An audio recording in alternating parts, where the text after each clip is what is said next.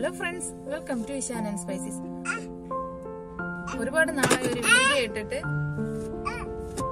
ഇഷാൻ ഇത് എന്റെ അടുത്ത് തിരിപ്പുണ്ട്, അതുകൊണ്ടാണ് അവന്റെ സൗണ്ട് കേൾക്കുന്നത്. എന്റെ വീഡിയോ ഇടാത്തത് കുറെ ഫ്രണ്ട്സ് ഫോൺ ചെയ്തൊക്കെ ചോദിച്ചിട്ടുണ്ടായിരുന്നു, എന്റെ വീഡിയോ ഇടാത്തത് എന്ത് പറ്റി, ജോലിക്ക് പോയോ അല്ല വേറെ എന്തെങ്കിലും വർക്കാണോ എന്നൊക്കെ രീതിയിൽ ഒരുപാട് പേര് ചോദിച്ചിട്ടുണ്ടായിരുന്നു. വർക്ക് ചെയ്യണുണ്ടോ എന്ന് ചോദിച്ചു കഴിഞ്ഞാൽ ഓൺലൈനിലായിട്ട് വർക്ക് ചെയ്യണുണ്ട്. TIBRല് ഇൻസ്ട്രക്ടറായിട്ട് വർക്ക് ചെയ്യുന്നുണ്ട്. അത് ആക്ച്വലി വർക്കിന്റെ റീസൺ ആയിട്ടൊന്നുമല്ല വീഡിയോ ഇടാത്തത്, കുറച്ച് ഹെൽത്ത് ഇഷ്യൂസ് ആയിരുന്നു. മുട്ടുവേദന എന്ന് പറയുമ്പോഴത്തേക്ക് സാധാരണ മുട്ടുവേദന എന്നല്ല, അത്യാവശ്യം പണി കിട്ടിയൊരു മുട്ടുവേദനയായിരുന്നു. അതുപോലെ തന്നെ ഫീവർ, പിന്നെ കുഞ്ഞിന് വയ്യാതായി, അങ്ങനെ കുറെ അങ്ങനെ മാറി മാറി എല്ലാവർക്കും സുഖമില്ലാതെയൊക്കെ ആയത് കാരണം വീഡിയോസ് ഒന്നും റെഗുലർ ആയിട്ട് പോസ്റ്റ് ചെയ്യാൻ പറ്റിയില്ല. അതുപോലെ തന്നെ പിന്നെ ശിവട്ടാര് ഹായ് പറയും, അവനതൊന്നും ഇഷ്ടമില്ല, അവന് ഡ്രൈവ് ചെയ്യണമെന്നുള്ള ചിന്ത മാത്രമേ ഉള്ളൂ. വണ്ടി പാർക്ക് ചെയ്തിട്ടിരിക്കുകയാണ്, സോ അതുകൊണ്ട് ഞാൻ അടുത്തുള്ള സീറ്റിൽ. അപ്പോഴത്തേക്ക് മുട്ടുവേദനയെ കുറിച്ച് ഞാൻ സെപ്പറേറ്റ് ആയിട്ട് ഒരു വീഡിയോ ഇടാം. എന്താണെന്ന് വെച്ചാല് ഒരു എബോ 30 ഉള്ള ഏകദേശം എല്ലാവർക്കും പറഞ്ഞ ഒരു പ്രശ്നമാണ് മുട്ടുവേദന. എന്റെ മുട്ടുവേദനയ്ക്ക് ഞാൻ കുറെ ഹോസ്പിറ്റലിൽ പോയി ആയുർവേദ ട്രീറ്റ്മെന്റ് എടുത്തിട്ടുണ്ടായിരുന്നു. അപ്പോഴത്തേക്കൊന്നും കുറഞ്ഞില്ല. അപ്പോഴത്തേക്കും കുറഞ്ഞ് കുറച്ച് കഴിയുമ്പോഴത്തേക്കും വീണ്ടും വന്നു. പക്ഷെ ഞാൻ ഇപ്പൊ ഒരു ട്രീറ്റ്മെന്റ് എടുത്തത് കുറച്ച് ദിവസമായിട്ട് എനിക്കൊരു വലിയ പ്രശ്നമൊന്നുമില്ല. ഞാൻ അക്യുപഞ്ചർ ട്രീറ്റ്മെന്റിന് പോയി ഒരു 4 തവണ പോയപ്പോഴത്തേക്കും തന്നെ എനിക്ക് നന്നായിട്ട് കുറവുണ്ടായിരുന്നു.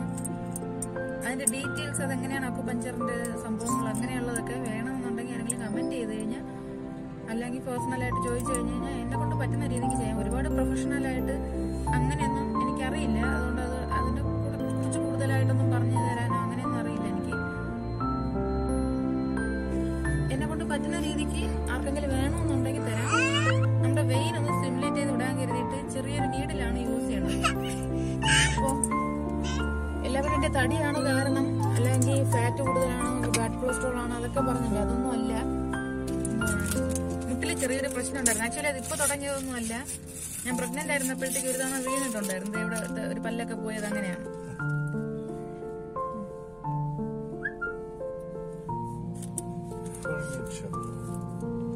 ഇവിടെ സൈഡിൽ പാർക്ക് ചെയ്തിട്ട് ഒരു ഷവർമ കഴിക്കാണ്.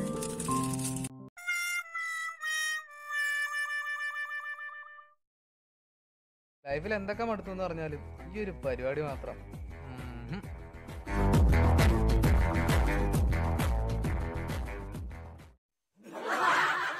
വീഴ്ച അന്ന് അത്യാവശ്യം കാര്യമായിട്ടാണ് പറ്റിയത്. ഇവിടെ ഈ പല്ല് പോയി, അപ്പോൾ 2 മുട്ട് നന്നായിട്ട് ഇടിച്ചാണ് വീണത്. അതിന്റെ സ്റ്റോറിയൊക്കെ അതൊക്കെ വേറെ. അപ്പൊ അപ്പോഴത്തൊട്ടേ എനിക്ക് വലത് കാല് നന്നായിട്ട് വേദന ഉണ്ടായിരുന്നു.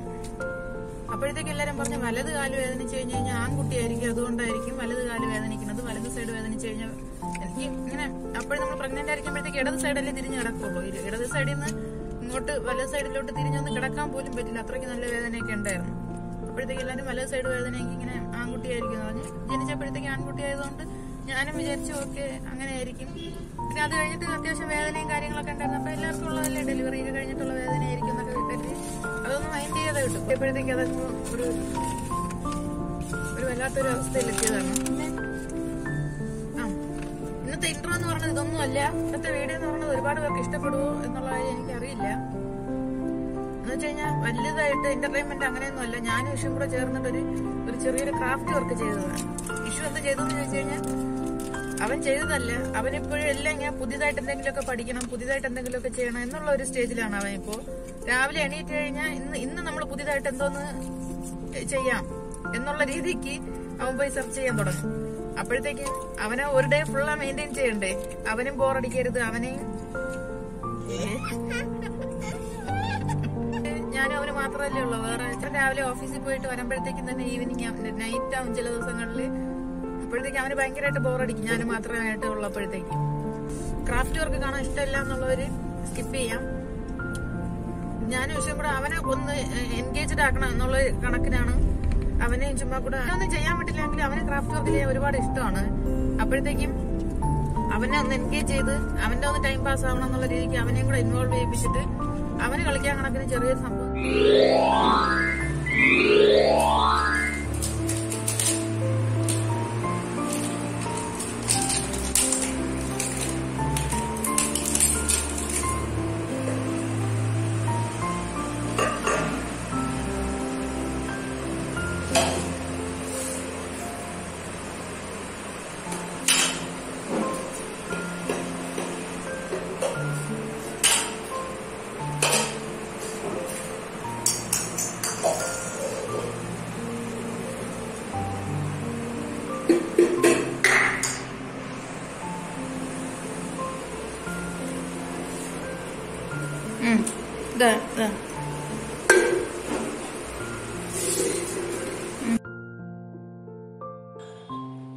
ഇതുപോലത്തെ യൂസ് ആൻഡ് ത്രോ കപ്പ് വെച്ചിട്ടാണ് ഇന്നത്തെ ക്രാഫ്റ്റ് വർക്ക് എന്ന് പറയുന്നത്.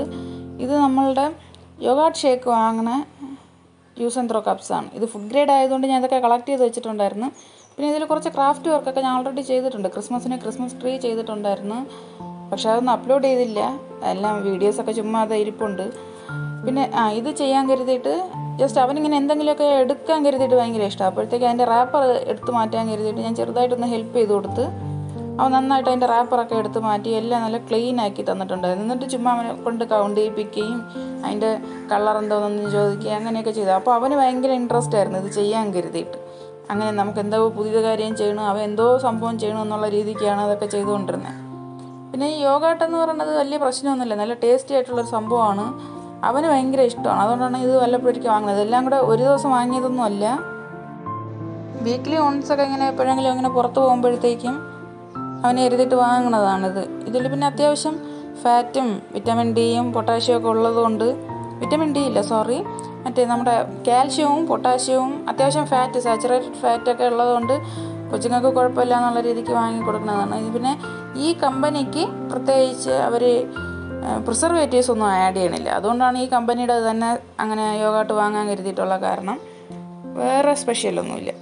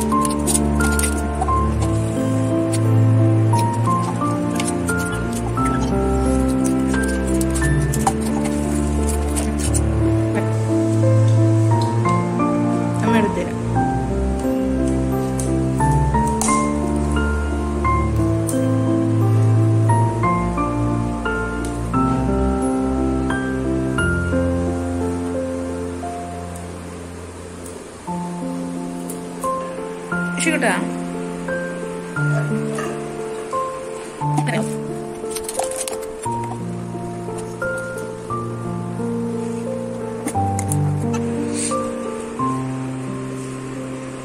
ഇത് കൗണ്ട് ചെയ്ത് ഇനി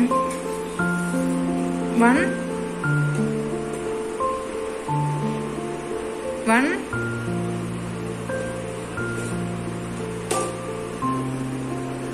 അമ്മ പറഞ്ഞുതരാം, അതുപോലെ വെക്കുവോ?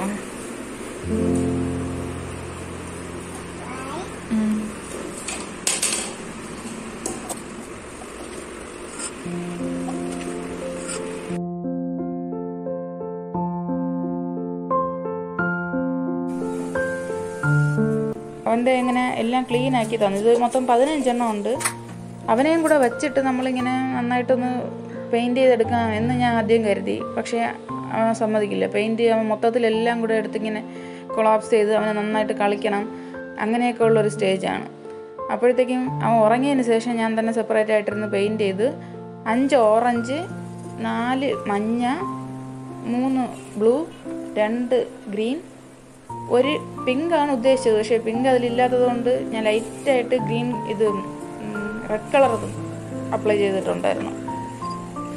എന്തിനാണ് അങ്ങനെ 5, 4, 3, 2, 1 ചെയ്തതെന്ന് വെച്ച് കഴിഞ്ഞാൽ 15 എണ്ണേ നമ്മുടെ കയ്യിലുള്ളൂ. അപ്പോൾ ബേസ് ഒരു 5 കൊടുത്തു കഴിഞ്ഞ് കഴിഞ്ഞാൽ പിന്നെ ബാക്കിയുള്ളത് അങ്ങോട്ടൊരു പിരമിഡ് പോലെ ഇങ്ങനെ വയ്ക്കാൻ പറ്റുമെന്നുള്ള രീതിക്കാണ് 15 എണ്ണത്തിന് അങ്ങനെ യൂസ് ചെയ്യാമെന്ന് കരുതിയിട്ടാണ് എടുത്തത്. അല്ലാതെ ചുമ്മാ 3 വെച്ച് അങ്ങനെ വേണമെങ്കിൽ എടുക്കാമായിരുന്നു 5 കളറ്.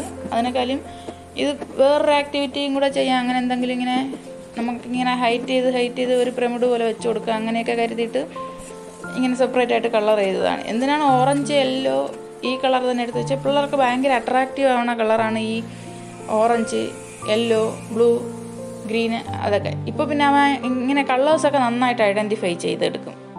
ഇതാണ് അതിൻ്റെ ഫൈനൽ ലുക്ക്. ഇത് 5, 4, 3, 2, 1 എന്ന് പറഞ്ഞിട്ട് എടുത്തിട്ടുണ്ട്. ഇങ്ങനെ കളർ ഐഡൻറ്റിഫൈ ചെയ്യാൻ കരുതിയിട്ട് ഇത് നന്നായിട്ട് ഉപകാരപ്പെടും. ഗിഫ്റ്റ് വർക്കിൽ വലിയ പുതുമയൊന്നുമില്ല. പക്ഷെ ഇഷാനെ കൂടെ ഞാൻ അതിൽ ഇൻവോൾവ് ചെയ്യിപ്പിച്ചു, അവനെ ഒന്ന് എൻഗേജ് ആക്കി എന്നുള്ളത് മാത്രമേ ഉള്ളൂ. ഇതുപോലെ കുഞ്ഞു പിള്ളേരുള്ള വീടുകളിലാണെങ്കിൽ അവരെയും കൂടെ ഇതുപോലെ കുഞ്ഞു കുഞ്ഞു വർക്ക് അവരെയും കൂടെ ഇൻവോൾവ് ചെയ്യിപ്പിച്ച് ചെയ്ത് കഴിഞ്ഞാൽ അവർക്കും അതൊരു വലിയ സന്തോഷവും അത് അവർക്കൊരു എൻജോയ്മെന്റ് പോലെയാണ്. ഒരുപാട് പേരുടെ ഒരു കൺഫ്യൂഷൻ വെച്ചാൽ മലയാളമാണോ തമിഴാണോ എന്നുള്ളത്. തമിഴ് ഞാൻ വൃത്തിക്ക് പറയണില്ല, മലയാളം മതി എന്ന് കുറെ ആൾക്കാര് മലയാളം സംസാരിച്ചു കഴിഞ്ഞാൽ അത് ആക്റ്റീവായിട്ടൊന്നും സംസാരിക്കുന്നില്ല, തമിഴ് മതി എന്ന് കുറച്ച് ആൾക്കാർ പറയുന്നുണ്ട്. കുറച്ച് പേരിങ്ങനെ മലയാളം തമിഴ് എന്നുള്ള ഒരു കൺഫ്യൂഷൻ പറയണത് കൊണ്ട് വ്ളോഗ് ചെയ്യുമ്പോഴത്തേക്ക് മലയാളം എന്ന് വെച്ചാൽ ഞാൻ എന്തെങ്കിലും ഒന്ന് തമിഴിൽ പറഞ്ഞു കഴിഞ്ഞാൽ ഇഷാനാണെങ്കിൽ എന്റെ മുഖത്ത് തന്നെ ഇങ്ങനെ നോക്കിക്കൊണ്ടിരിക്കും എന്തോന്നാണ് ഇത് പറയണത് എന്നുള്ള രീതിക്ക്. അപ്പോഴത്തേക്ക് അതിനേക്കാളും വ്ളോഗ് ചെയ്യുമ്പോഴത്തേക്ക് മലയാളത്തിൽ ഞാൻ വ്ളോഗ് ചെയ്ത് കഴിഞ്ഞു കഴിഞ്ഞാൽ ചേട്ടനും അതിൽ ഇൻവോൾവ് ചെയ്യിപ്പിക്കാം, അല്ലെങ്കിൽ ഞാൻ മാത്രം ഇങ്ങനെ ഒരു ഒൺമാൻ ഷോ എന്നുള്ള രീതിക്കായിരിക്കും. അങ്ങനെ വിചാരിച്ചു.